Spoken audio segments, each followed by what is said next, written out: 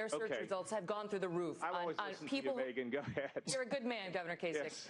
Thank you. The search results, the searches for terror issues, for safety issues in America have gone through the roof, increased over 400% since 2008.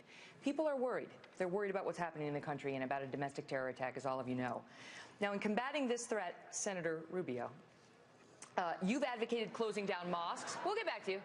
You have advocated closing down mosques, diners, any place where radicalization is occurring. You told me that. But the Supreme Court has made clear that hateful speech is generally protected by the First Amendment. In other words, radical Muslims have the right to be radical Muslims unless they turn to terror. Doesn't your position run afoul of the First Amendment? Megan, that's the problem. Radical Muslims and radical Islam is not just hate talk, it's hate action. They blow people up.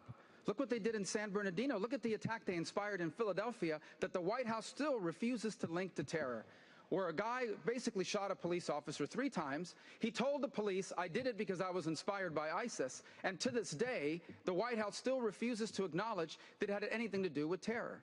Look, the threat we face from ISIS is unprecedented. There has never been a jihadist group like this.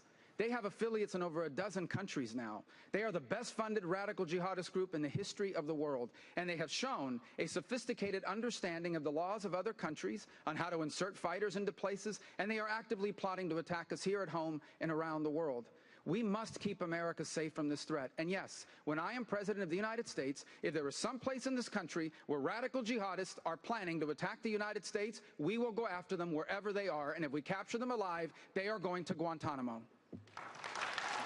Senator Paul, do you agree with that? We're going to close down mosques. We're going to close down diners. I think that's a huge mistake to be closing down mosques. But I would say that if you want to defend the country, it begins with border security. And this is where I've had my disagreement with Senator Rubio.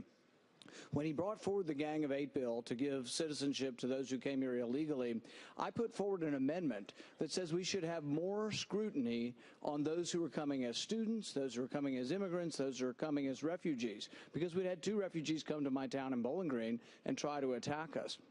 Marco opposed this because they made a deal. He made a deal with Chuck Schumer that he would oppose any conservative amendments. And I think that's a mistake, and I just don't think Marco can have it both ways. You can't be in favor of defending us against Islam, radical Islam, if you're not for border security. Might I respond? The first thing, I don't know of anyone who's not in favor of fully vetting people that are trying to come to this country other than perhaps Barack Obama and Hillary Clinton. I think we all support that. Rand's amendment was not the right way to do it. I do believe that people who are trying to come to the United States, this country has a right to know who they are and why they are coming. And that's why I've been very clear. When I am the President of the United States of America, we don't know who you are, and we don't know why you're trying to come to the United States, you are not going to get in. Because the radical threat that we now face from ISIS is extraordinary and unprecedented. And when I'm President, we are keeping ISIS out of America.